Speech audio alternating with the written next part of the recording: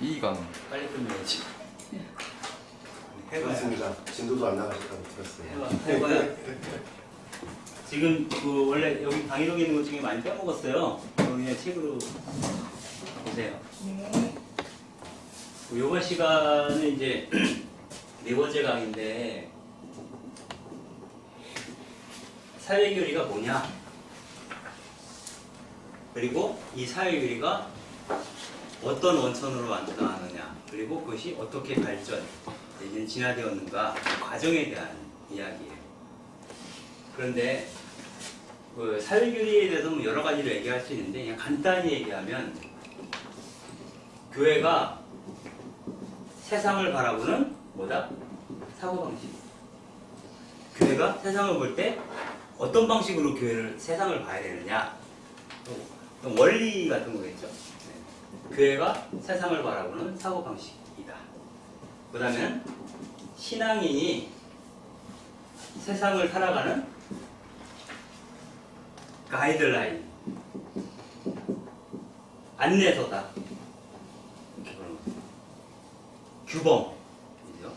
세상을 살아가는 그리스도인들의 삶의 규범이 되어주는 것이 이제 사회교리라고 볼 수 있고, 교회 입장에서는 교회가 세상과 관계를 어떻게 맺는가, 세상에 대해서 어떤 방식으로 바라보고 있는가를 잘 보여주는 책이 바로 사회교리서라고 볼 수가 있겠어요. 그리고 이러한 것에서 이제 중심이 되는 용어가 있는데, 그 사회교리를 뭐 이렇게 해석하고 저렇게 해석하고 막 할 수 있어요. 뭐 사랑, 정의, 진리, 자유 그런 얘기를 할 수 있는데, 그런 것들 하나 크게 보면 딱 두 가지 용어예요. 하느님의 자비와 하느님의 정의와의 관계를 설정하는 거예요. 뭐냐면은 그 복음서에서 예수님이 우리에게 주신 계명을 보통은 이심계명이라고 얘기해요. 그게 뭐냐면 하느님 사랑과 이웃 사랑. 근데 하느님 사랑이든 이웃 사랑이든 이거죠. 하느님 사랑이 있어. 하느님을 사랑해. 어떻게?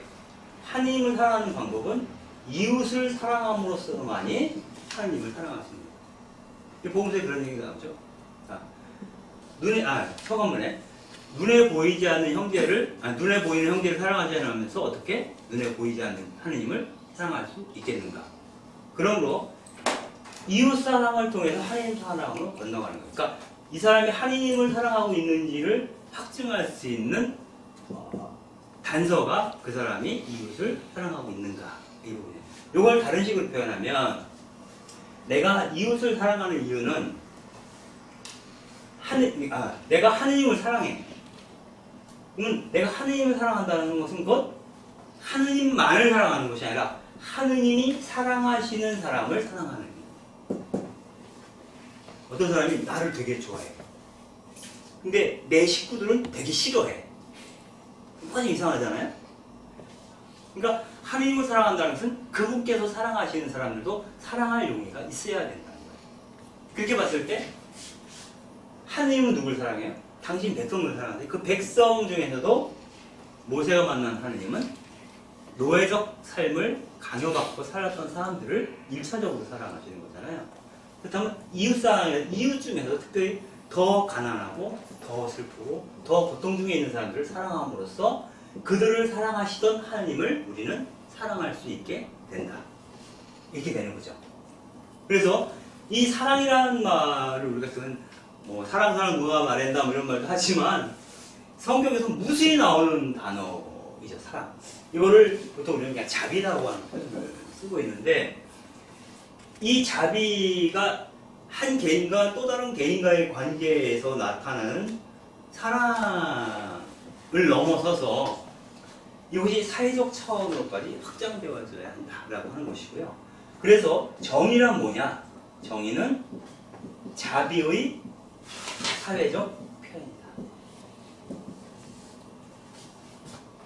사회정의를 이루어야 돼 라고 하는 말은 하느님의 사랑을 실천해야 돼 라는 말과 사실은 같은 말이라는 거죠.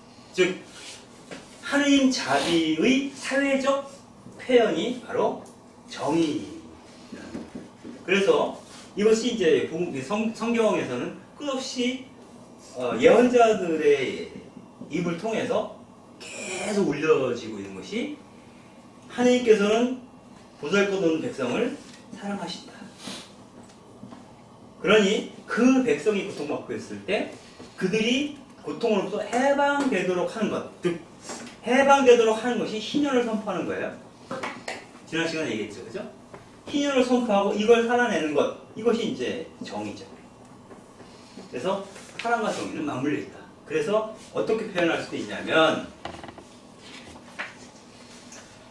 사랑은 자비는 정의의 영혼이고 정의는 자비의 사랑의 몸이다.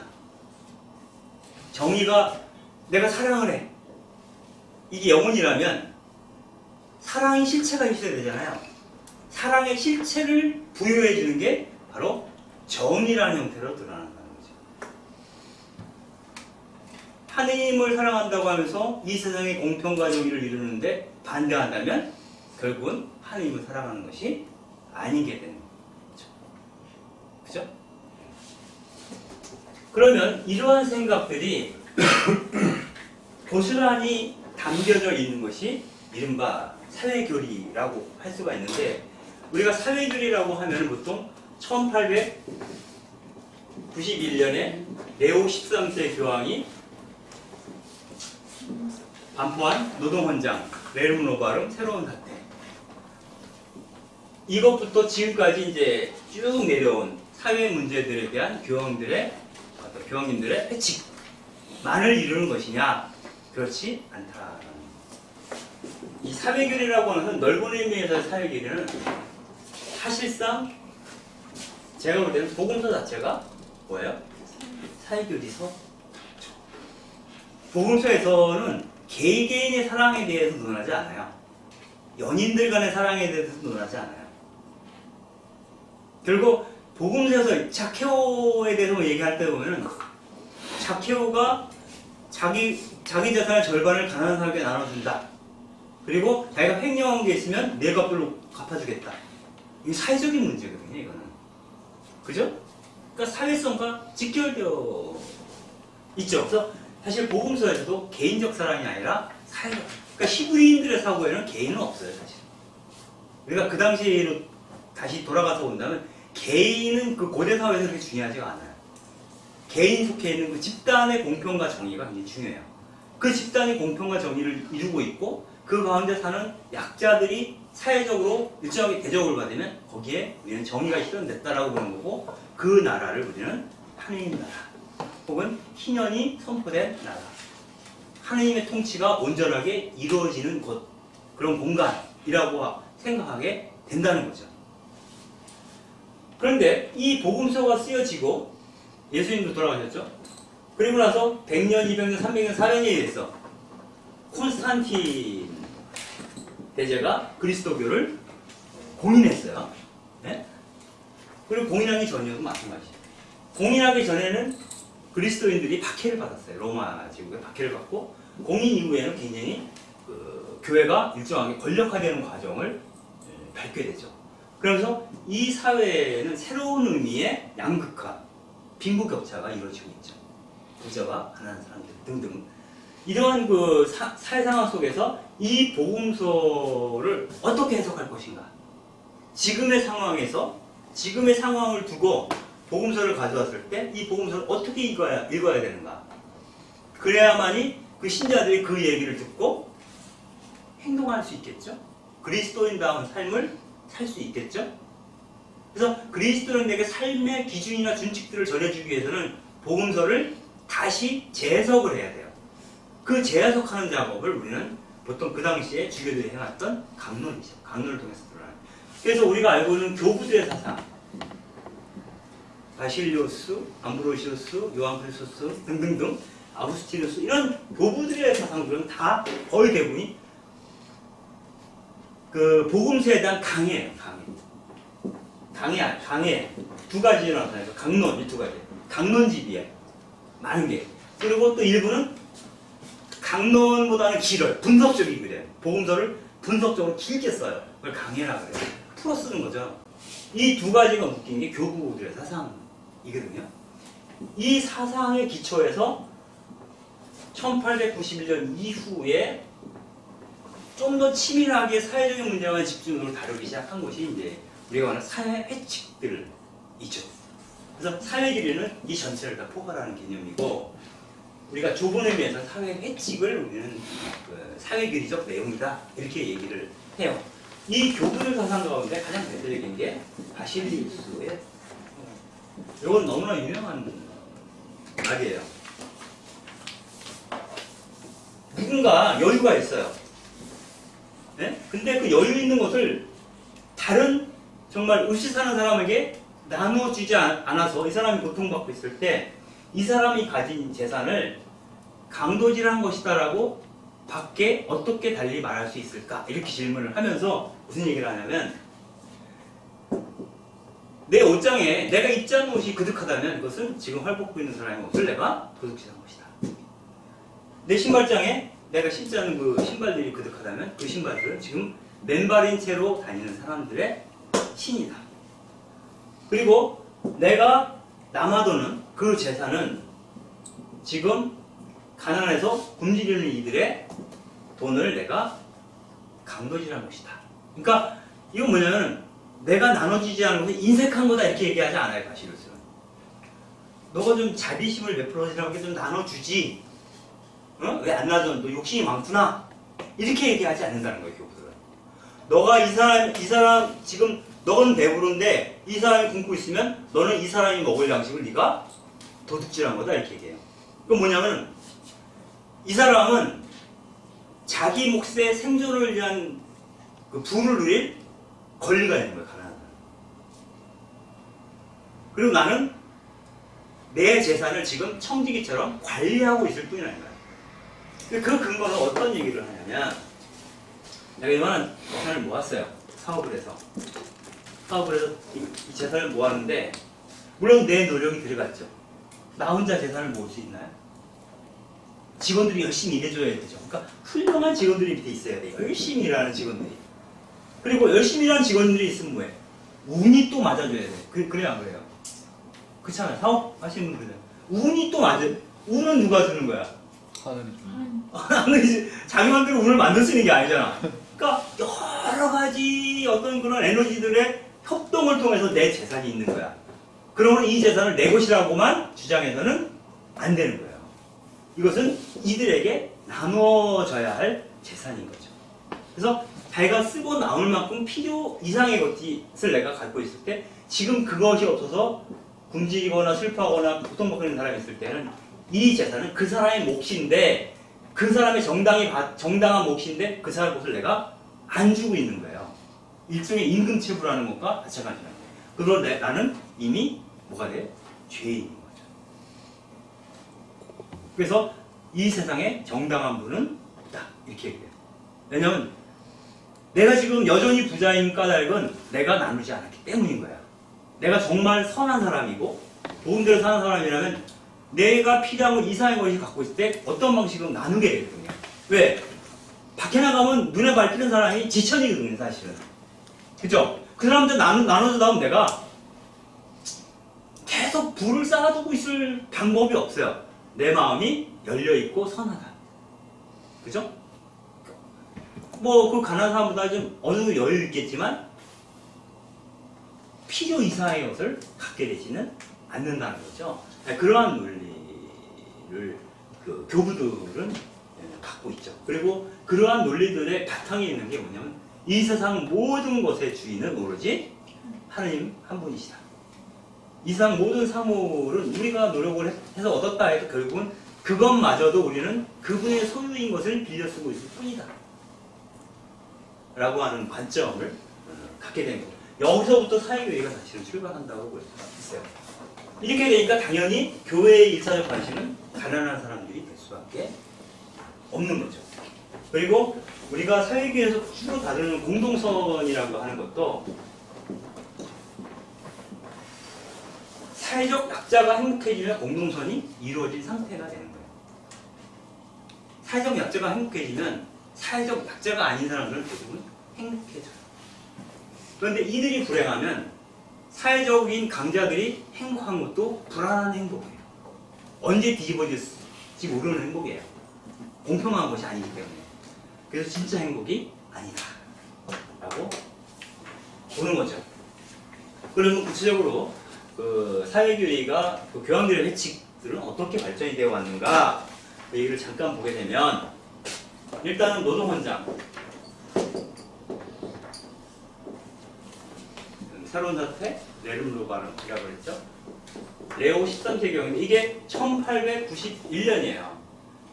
1891년인데 이 시기는 이른바 그 자본주의가 자본 축적하는 시기예요. 다시 말해 원시적 자본주의. 그래서 그 공장주들이 가혹한 노동 착취를 통해서 기업을 움직이는 시대죠. 그래서 특히 이제 이때 배경으로 나오는 영화들을 보면 대부분 광산 얘기가 많이 나와요. 광부들 파업하고 이런 거, 막장에서 막 사람 죽고 이런 얘기들 나오죠. 그 우리가 그때 그 무슨 영화죠? 제르미난? 레 미제라블. 제르미난이라는 영화 있어요. 제르미난 광부들 얘기고요. 단스 뭐 이런 영화. 그다음에 성인 지옥에 가다라는 유명한 소설이 있어요. 그것도 광부들 얘기예요. 왜냐면 그 당시에 공장을 돌리려면 제일 많이 들어간 에너지원이 석탄이었기 때문에 석탄이 중요했거든요, 광부들이. 아주 그러한 어떤 그 있고, 방직 공장 같은 경우에는 아동 노동을 착취하고요, 아동 노동. 애들을 다 이렇게 써요. 저임금으로. 네? 이러한 과정 속에서 노동자들이 너무 비참하게 사는 거예요. 그리고 자본가들은 이걸 매개로, 발판으로 불을 쌓고 있었던 거죠. 그러면 교회는 뭘 하고 있었느냐? 교회는 여기에 대해서, 이건 사회 문제잖아요. 수수방관. 수수방관이라고 하는 건 사실상 이 기업주들의 상황과 삶의 형태, 삶의 양식과 교회 교권, 여기서 교회는 교회 성직자들이나 고위 성직자들을 얘기하는 거겠죠. 이 교회를 가정하는 교권의 경우에는 이들의 삶과 거의 비슷하죠. 삶의 양식이. 그럼 지금도 그래요. 그죠? 프라이드 타고 다니는 주인님은 아직 없죠. 모닝 타고 다니시. 주인님이 왜 소울을 타셨지? 모닝 타시지? 한국 오셔가지고. 그럼 더 획기적이었을 텐데. 어쨌거나. 그러니까 여기에 대해서 문제 삼는 수공. 그러니까 이들은 일종의 동맹관계에 있는 거예요. 동맹관계에 있기 때문에 그 동맹관계에 있는데 이들에게 여기는 뭐가 있었냐면 이 기업들에 반대하는 운동이 일어납니다. 그 반대하는 운동을 우리는 통칭 사회주의 운동이라고 얘기해요. 그다음에 노동운동이 대부분 사회주의 계열이었단 말이죠. 사회주의 계열인데 이 사회주의는 체제 전복적이야. 그리고 좀 지나면 막스 앵겔스가 공산당 선언을 발표하면서부터는 그 유물론, 무신론적 유물론 자들의 행위가 되는 거예요. 그러면 사회주의 체제 전복 유물론, 이것은 곧 반종교 반교회. 그러니까 교회와 노동자 계급은 적대적 관계가 형성이 되는 거예요. 자연스럽게. 그럼 교회는 기업인들과 연맹을 맺고 노동자들 상대로 경제적 투쟁을 하고 교회는 영적 투쟁을 하는 거죠. 노동자들 상대로. 그러니까 노동자들이 교회를 어떻게 돼요? 떠나게 돼요. 이런 상황이 반복이 되면서 이 노동자들을 다시 교회 안으로 끌어들일 필요가 있었던 거죠. 그 고리에서 가장 유명한 사람, 가장 활동했던 가장 유명한 사람이 그 지우스의 사도행 노동청년회를 만들었던 조셉 파르댕 추기경이죠. 이 조셉 파르댕 추기경은 어떠한 경험을 하냐면 그 신학교에 들어갔어요. 이 사람도 이제 가난한 집 아들이에요. 근데 그 어떻게 해가지고 이제 겨우 학비를 마련해가지고 신학교 가는데 방학 때만 되면 집으로 돌아와요. 방학 때만 되면 집으로 돌아오는데 집에 돌아와서 보니까 옛날 같이 놀던 동무들, 친구들이 안 놀아줘. 이제 왜 안 놀아줘요? 너의 신부잖아. 새끼 신부잖아. 그러니까 너는 우리들의 적이라는 거야. 원수. 여기서 어떤 그런 충격을 받아요. 옛날에 그렇게 가까이 같이 놀던 친구들이 이제 자기를 적대시하는 거야. 왜? 교회가 노동자들을 버렸다고 생각하죠. 근데 교회 입장에서는 노동자들이 교회를 버렸다고 생각하는데 노동자들 입장에서는 교회가 노동자를 버린 게 아니라 나중에는 노동자가 교회를 버려요. 이 어감이 달라요. 노동자들이 교회를 버려. 이거가 교회가 노동자들을 버려. 이거 달라요, 느낌이. 근데 이게 처음에는 교회가 노동자를 버렸는데 나중에는 노동자들이 아예 교회를 버려. 상종을 안 해. 쟤네들은 상종 가치가 없어. 그런 말을 들었을 때 교회에 있는 사람에서 선의를 갖고 있는 사람 같은 경우는 충격을 받는 거예요. 근데 그 노동자가 자기 친구야. 충격이 더 커. 그래서 이 사람은 조셉한테는 평생을 노동자들을 난 바치겠다. 이렇게 서원을 했어요. 그래서 정말 멋있게 살다가 갔어요. 그분은. 굉장히 멋있는 분이에요. 조셉한테는. 근데 아무튼 이러한 과정 속에서 이러한 문제들에 대해서 교회가 이 노동자들을 끌어안아야 된다는 문제의식이 있는데 또 하나의 또 사건이 있어요. 그건 뭐냐면 1887년에 교황령이 몰수됩니다. 이태리에. 그 마찌니와 가리발디의 이태리 통일운동이 일어나요. 가지고 그 이태리의 공화국 선포가 되면서 그 교황령이 몰수가 됩니다. 예? 교황령 땅을 잃어버려요. 정부에 국가 권력이 몰수돼 버려요. 그러니까 이 교회가 예전에는 굉장한 막강한 세력이었어요. 땅도 많이 갖고 있고. 근데 이제는 완전 거지가 된 거야. 어떻게 보면. 예? 그러니까 이제 세력이 확 줄어들면 뭐가 필요해요? 자기를 받쳐줄 사람이 필요하잖아. 그러니까 이 노동자든 뭐든 상관없이 이 사람들이 자기 편 다시 왔으면 좋겠다 이런 생각을 할 수밖에 없는 이런 어떤 정치적인 위축 이런 것이 되면서 아마 이러한 것들이 교회로 하고 각성하게 되는 계기가 되는 것 같아요. 그래서 교회가 이 노동자들의 비참함에 대해서 단죄를 합니다. 그래서 부자들의 탐욕에 대해서 단죄를 해요. 기업인들에. 그래서 노동자들은 노동조합을 결성할 권리가 있다. 그리고 노동자들에게는 생활의 품위를 지킬 수 있는 인간의 품위를 지킬 수 있는 정도의 임금을 적정 임금을 지불해야 된다. 라고 얘기를 해요. 그런데 어떻게 할 것이냐, 어떻게 이런 것들을 가능하게 할 것이냐라고 할 때 해법에 있어서는 한계가 있죠. 해법은 뭐냐면 기업인들이 선한 마음을 불러일으켜서 노동자에게 나눠져야 된다. 이게 결론이야. 그러니까 이때까지만 해도 노동자들의 파업이라든가 그 역사적인 어떤 그런 것들에 대한 인정을 교회가 아직은 못해요. 이때까지는. 그래도 노동자들에 대해서 애정을 갖고 그들을 끌어안으려고 처음 시도했던 부분. 그래서 표시가 되는 겁니다.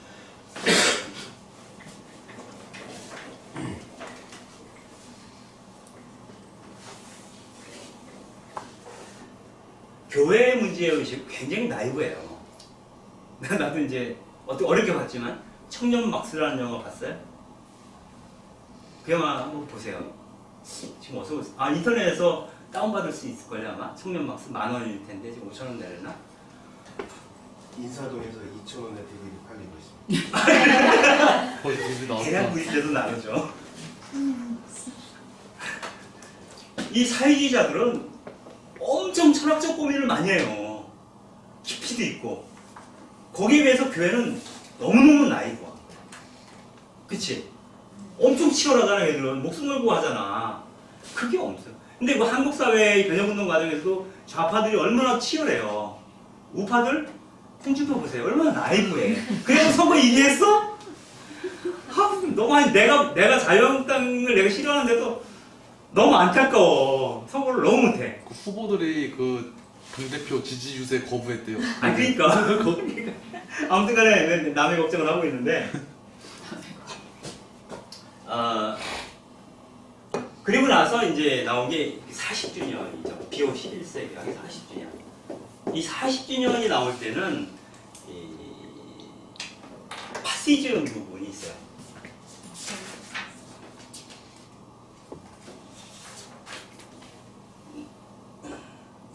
그 40주년에서 비오 11세 교황이 이 얘기를 하죠. 무한 경쟁을 일으키는 자유주의를 거부하고 사유재산의 사회적 기능을 강조했다. 그리고 나중에 이제 발표한 그 교서를 통해서 파시즘의 권력 남용을 비판하고 나치 독일의 반유대주의에 저항했다. 그러면서 뭐라고 했냐면 유대인들은 우리 그리스도인들의 우리들은 모두 영적으로 유대인이다 이런 표현을 썼어요. 우리는 영적으로 유대인이다.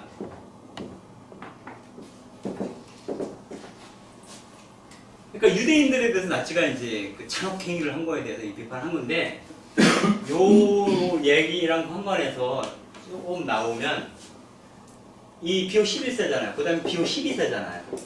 비호 12세 때 종전이 됩니다. 전쟁이 끝나요. 그리고 나서 요한 23세까지 가잖아요.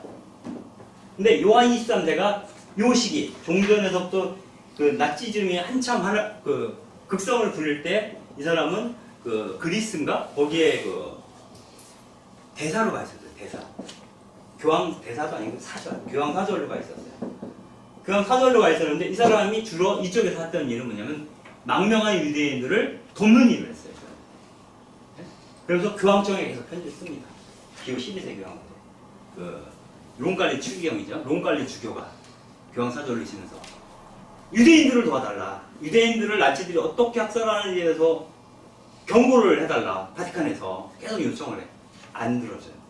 그 요청을 하면서 어떻게 표현했냐면 그들은 유대인들이죠. 그들은 예수님의 친척입니다.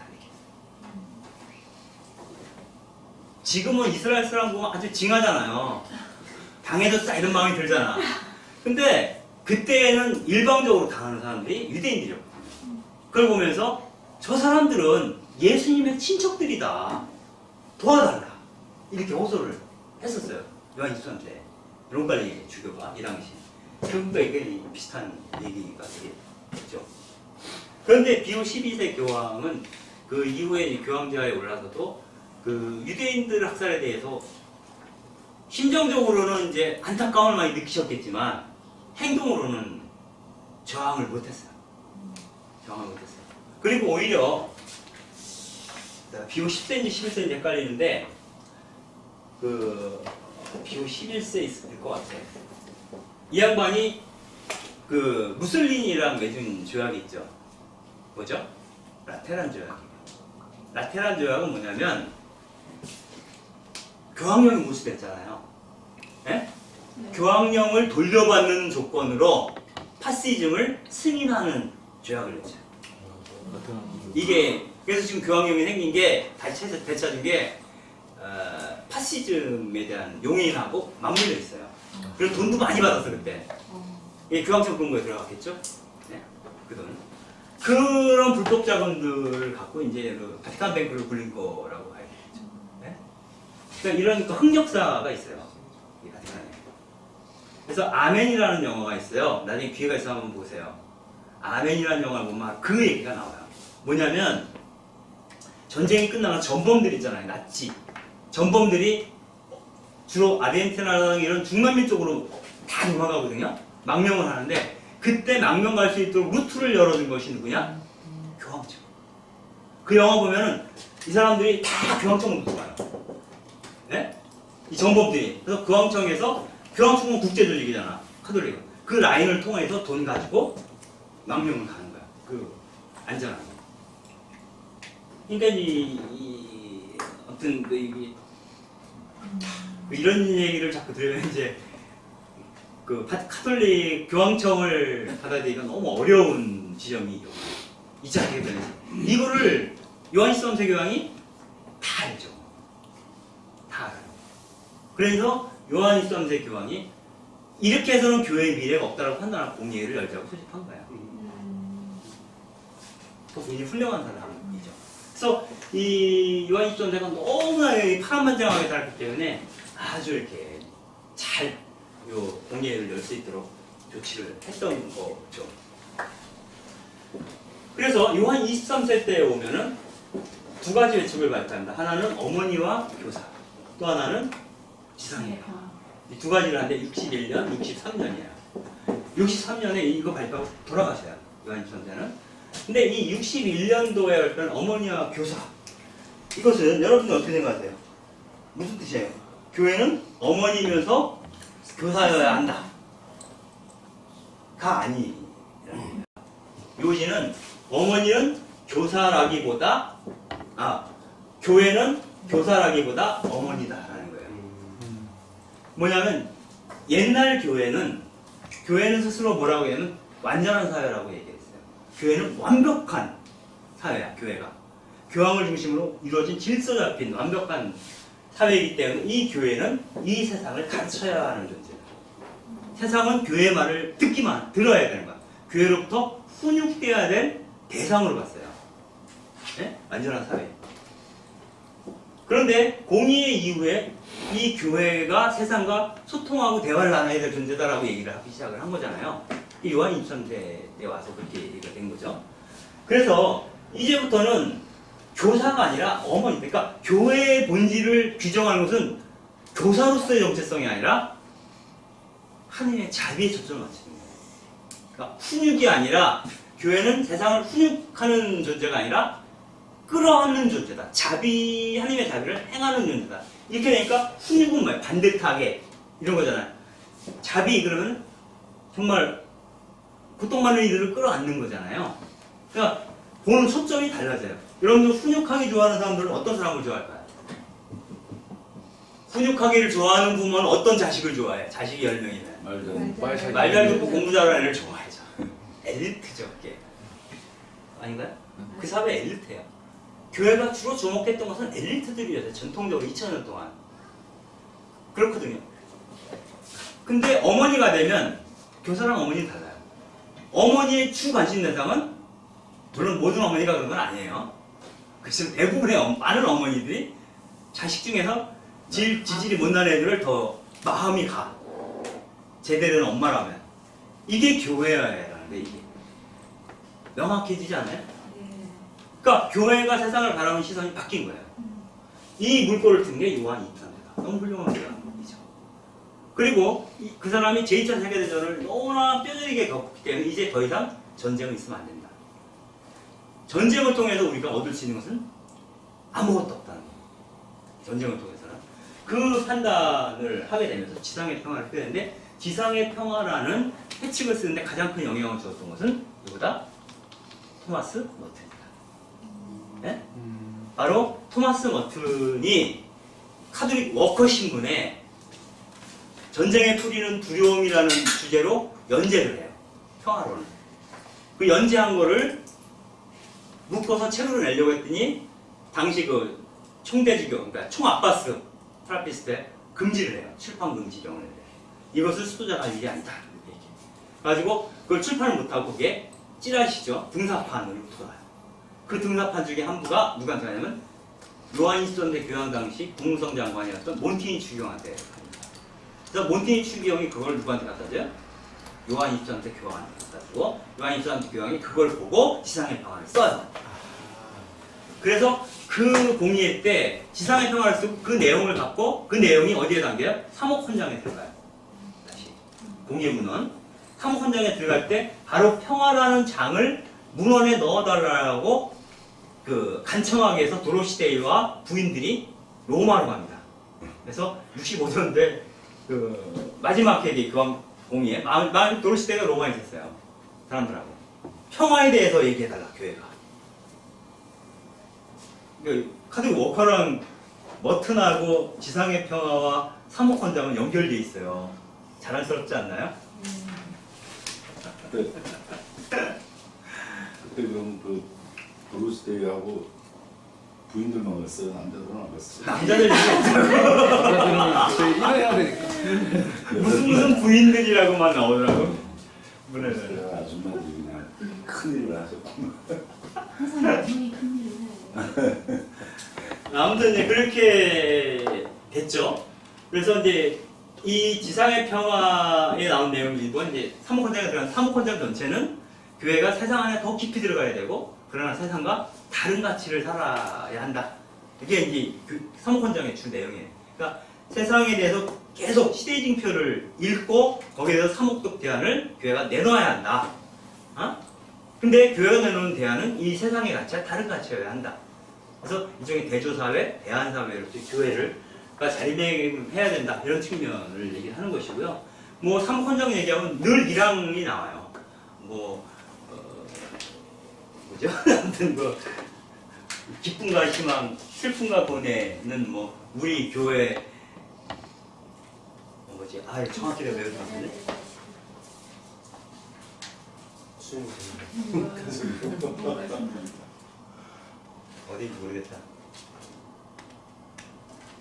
기쁨과 희망, 슬픔과 고뇌, 특히 현대의 가난한 사람들의 고통에 신음하는 모든 사람들의 그것은 바로 그리스도를 따르는 신자들의 기쁨과 희망이며 슬픔과 번뇌인 것이다. 진실로 인간적인 것이라면 신자들의 신금을 누리지 않는 것이 있을 수 없다.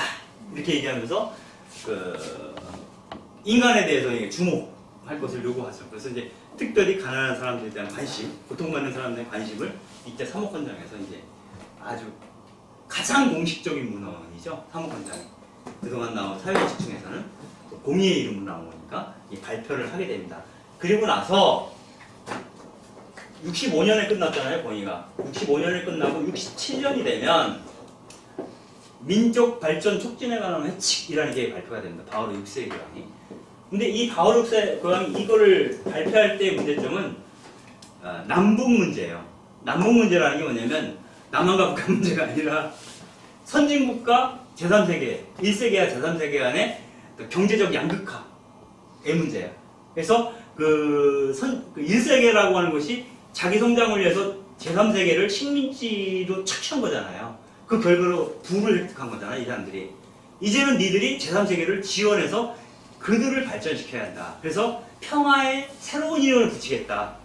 그건 뭐냐면 평화의 새 이름은 발전이다. 이렇게 얘기한 거예요. 이 바오로 6세 교황이. 그래서 제3세계에 대해서 지원할 것을 요청합니다. 전 세계. 그래서 그 당시에 유럽이나 특히 북미에 있던 선교사들이 대거 라틴 아메리카로 몰려가요. 선교사들이 대거.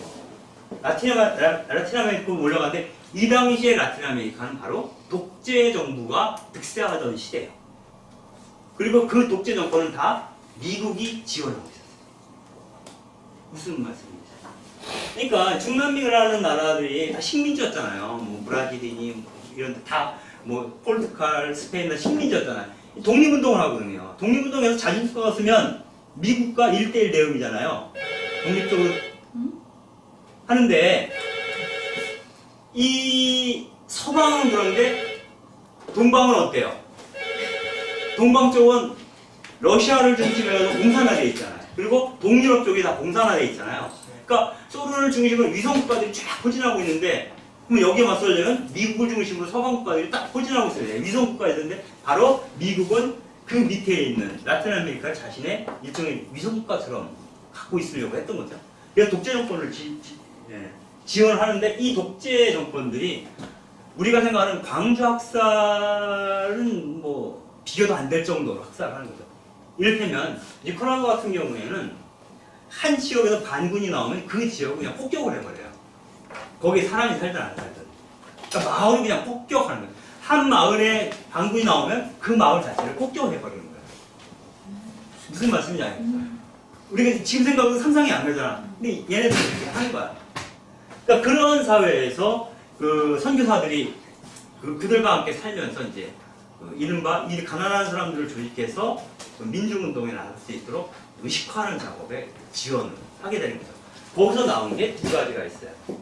뒷받침하기 위해서 나온 게 해방신학 라고 볼 수가 있어요. 해방신학은 뭐 이 자리에서 깊게 설명하기 좀 어려울 것 같은 시간상 그래서 이러한 것들에 가장 큰 힘을 줬던 게 민족발전 촉진에 관한 회칙이다 라고 볼 수 있고요. 67년에 이거 나온 다음에 68년도에 제2차 중남미와 카리브해 주교회의가 열려요. 중남미 주교회의. 그게 메데인 주교회예요. 그 메데인 주교회에서 처음으로 해방신학을 인정을 하죠. 공식적인 신학으로 인정을 하고 여기서 선택한 게 바로 가난한 이들을 위한 우선적 선택을 명제로 선택을 하게 됩니다. 그리고 이때부터 PCC와 해방신학이 막 발전하게 돼요. 68년 이후에. 우리나라에 소개된 것은 우리나라에 해방신학이 소개된 게 70년대 중후반이에요. 70년대 중후반. 중반쯤이죠, 중반쯤. 그래서 옛날에 김재하 씨가 구속됐을 때, 김재하 구출, 이런 건 잘 모르지 않나요, 이게.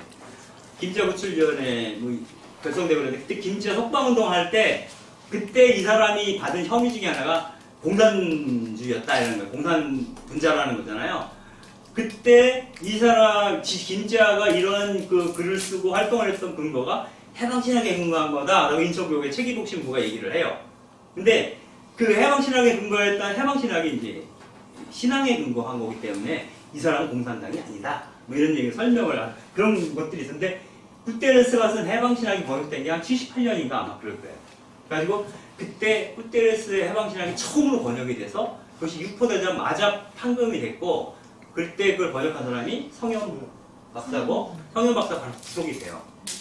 동생이 성찬성 씨인데 같은 시기에 형은 해방신학을 번역하고 동생은 페다고지를 번역했어요.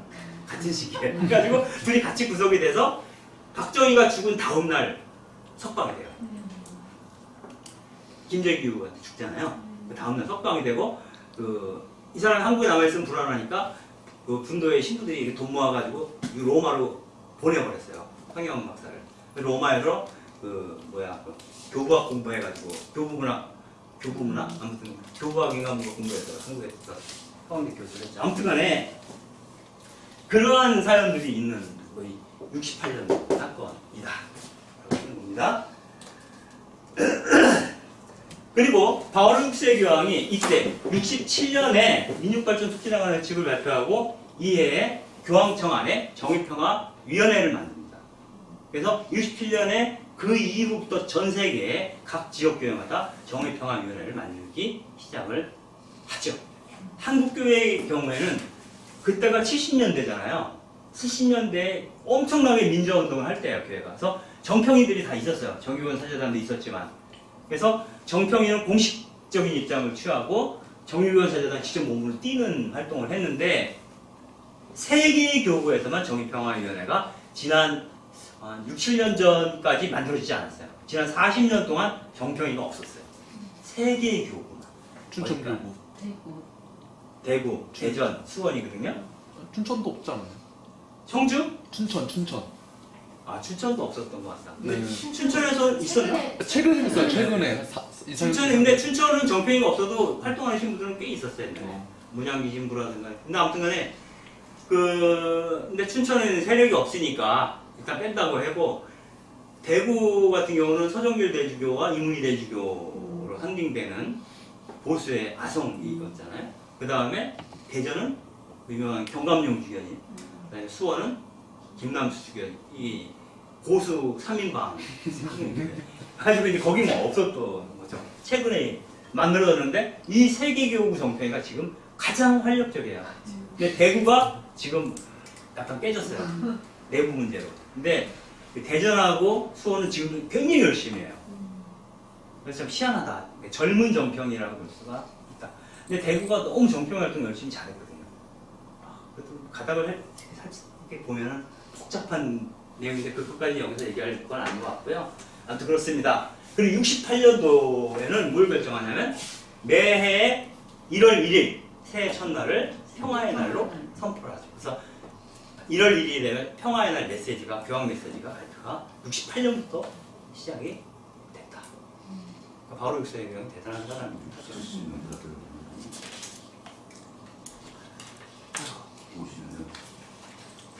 거의 다 왔어요. 기다려주세요. 그 다음에 요한 바오로 2세 교황님이시잖아요. 요한 바오로 1세 교황님은 회칙을 낸 적이 없어요. 너무 짧은 제의 기간이 있었기 때문에 스킵하고 요한 바오로 2세 교황님은 회칙을 여러 개 냈어요. 그 중에 가장 대표적인 게 1682년에 발표한 노동하는 인간이에요. 이 노동하는 인간은 뭐냐면 요한 바오로 2세 교황님이 자본론에 대해서 아주 정통한 사람이에요, 원래. 그래서 우리가 연대노조라고 그러잖아요. 바웬사랑 현관이 있어요. 바로 그 바웬사에 의한 연대노조가 엄청 활성화될 때 교황이 계속 뒷받침을 해주거든요. 계속 폴란드 가서 막 열심히 하라고 그러고 격려하고 그래요. 그래서 그 내용을 갖고 만든 게 이건 노동하는 인간인 거예요, 사실은. 굉장히 어떻게 보면 당신의 그 모국에 대한 사랑이 큰 거죠. 네. 노동하는 인간을 보게 되면 그 자본에 대한 노동의 우위성의 부분. 특별히 또 이때 특별히 강조된 것은 노동이라고 하는 것은 하느님의 창조 사업을 계승하는 거룩한 것이다. 그리고 주님이신 예수님은 공생활 하기 전까지 목수의 작업대에서 일하심으로써 노동의 품위를 높여주셨다. 이런 선언에서 그 당시까지만 해도 노동 그러면 아주 비천한 일 이런 식의 어떤 것들이 있잖아요. 우리도 뭐 산업공상 이런 게 있잖아요. 근데 노동이라는 것이 얼마나 신성한 일인지에 대해서 노동인을 재발견, 노동을 신학적으로 재발견하는 계기를 준 게 요한복음 2세다. 그리고 노동 문제에 대해서 집중적으로 얘기한 건 요거밖에 없어요. 전체 사회주의 문헌 가운데 가장 노동 집약적으로 노동에 대해서 집중적으로 다룬 문헌이 노동하는 인간이라는 문헌이다. 라는 겁니다. 그 밖에 뭐 사회적 관심도 있고 100주년도 있는데 100주년이 1991년도에 발표가 돼요. 1991년도. 이때는 뭐냐면 페레스트로이카 직후예요. 페레스트로이카 아시죠? 고르바초프가 어떻게 해가지고 이제 소련이 무너지잖아요. 네? 소련이 무너지면서 이제 동유럽들 다 독립되고 이런 과정들을 거치게 되는 거죠. 그럼으로써 이 100주년이라는 회칙에서는 이 페레스트로이카 이후에 사회주의적 내지는 마르크스주의적 실험이 실패했음을 보여주고 있다 이렇게 얘기해요. 그러나 그렇다고 해서 자본주의의 승리를 의미하는 것은 아니다. 이렇게. 이거 되게 중요한 말이에요. 이거는 지금도 갖고 있는 교회적 관점이에요. 그러니까 마르크스주의적 실험의 실패라는 건 뭐냐면 마르크스주의, 그러면 이 공산주의죠. 공산주의는 교회에서는 이거를 다른 말로 집산주의라고 표현해요. 공산주의적인 실험을 집산주의. 집단적으로, 집단 농장에서 집단적으로 뭘 이렇게 다 하는 거예요. 그리고 뭘 할 때 국가가 다 통제하는 거야. 네? 그건 뭐냐면 두 가지를 훼손시켜요. 사회주의 원리 가운데 아직은 다음 주에 할 건데 두 가지를 훼손시키는데 뭐냐면 이 집단주의는 인간의 고유한 개성을 말살해요. 사람마다 하고 싶은 게 다르고 잘할 수 있는 게 다를 수 있잖아요. 그 고유한 개성을 인정하지 않는 거야. 집단주의라는 게 그런 거잖아요. 이것에 대해서 문제 제기를 하는 거. 또 하나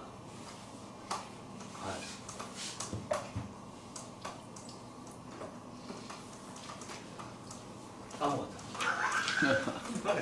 떠치기한 게 있는데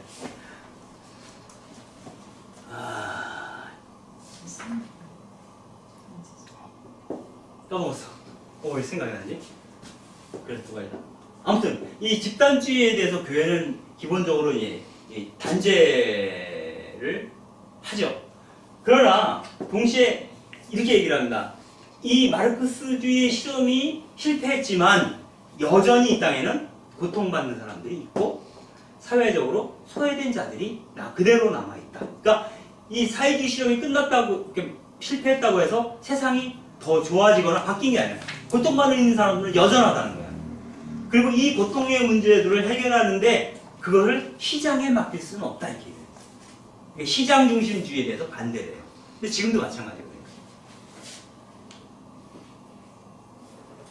그래서 이제 그 사회주의 실패와 그다음에 사회주의 실패가 자본주의를 용인하는 것과는 다른 문제다라고 하는 관점을 이 100주년에서 밝히는 거죠. 이거는 이제 프란시스코 교황도 이제 마찬가지 생각이죠. 그런 부분에 대해서는. 그리고 나서 이제 이른바 베네딕트 16세 교황님이 진리 안의 사랑이라는 회칙을 발표를 하죠. 여기서는 그 진리를 배제한 발전은 인간에게 불평등과 고통을 안겨준다. 뭐 이런 얘기를 해요. 그래서 그 진리에 대한 강조. 그러니까 여기서만 진리라는 것은 뭐 복음적 진리겠죠. 복음적 진리를 충분히 고려하지 않은 경제 성장이라고 하는 것은 결국 인간에게 풍요로움을 전달해 준다기보다는 인간의 탐욕을 자극하고 인간을 불행의 늪으로 빠뜨릴 위험이 있다. 라고 경고하는 거죠. 요 내용이 그대로 이제 프란시스코 교황한테 오죠, 나중에. 그죠? 그래서 국가 등 그 사회로부터 통제받지 않는 자본주의, 금융자본주의는 그 새로운 형태의 우상숭배이고 경제 독재다. 라는 식으로 이제 프란시스코 교황이 단죄를 복음의 기쁨에서 하게 되죠.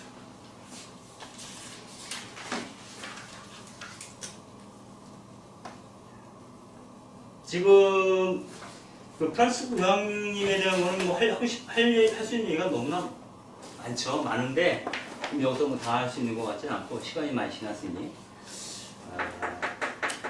그 교황님이 그 복음의 기쁨하고 후속으로 이제 참여받은 소설하고 생태 문제, 환경 문제랑 관련된 책을 내셨죠. 그래서 이제 뭐 지구는 우리 공동의 집이다. 그리고 이 공동의 집, 이 별을 나는 너무나 사랑한다. 뭐 등등 이런 얘기를 하죠. 그리고 얘기 중에 하나 빠뜨린 거는 사회적 사랑, 정치적 사랑 뭐 이런 표현들은 이제 우리 교회가 하는 사랑은 사회적 사랑이고 정치적 사랑으로 나가야 된다. 뭐 이런 얘기를 처음으로 얘기한 사람은 비오 11세기 왕이에요. 한참 전. 비오 11세기 왕이 지금은 행동의 시대다 뭐 이런 얘기를 하면서 카톨릭 액션을 막 발전시킨 교황이기도 해요. 그때 우리는 일제 시대였어요.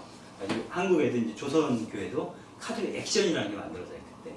아무튼 이건 옛날 얘기긴 한데 그런 것이 나중에 그 프란스 교황이라든가 이때 와서 다시 한번 사회적 사랑, 정치적 사랑 이런 얘기들이 부각이 되죠.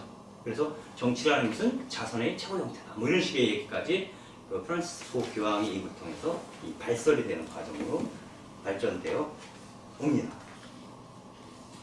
어떻게든 정리가 되죠? 네. 그래서 그 말씀드리고 싶은 거는 이 사회주의라고 하는 게 진공서에서 나온 게 아니라 그 시대의 배경, 상황에 교회가 조응하면서 발언하는 거예요. 기본적인 기준은 같아요. 같지만은 그 변화된 상황에 대해서 시대적인 교육을 다시 세밀하게 읽고 거기에서 공적 판단하면서 새로운 이슈들이 덧붙여지는 형식으로 발전되어 왔다라고 보는 건데 가장 그동안 나온 사회교리 교설 가운데 가장 급진적이면서도 사회교리 안에 영적인 측면을 끌어당긴 사람이 프란시스코 교황이에요. 이거 우리가 사회교리 책 여러분들 다른 사회교리 문헌을 보세요. 영성적인 측면들은 거의 논의를 깊이 안 해요. 근데 프란시스코 교황님은 영성과 사회적 실천을 같이 얘기해요. 굉장히 균형감 있는 분이다라는 인상을 우리에게 주죠. 여기까지 하겠습니다. 감사합니다. 오늘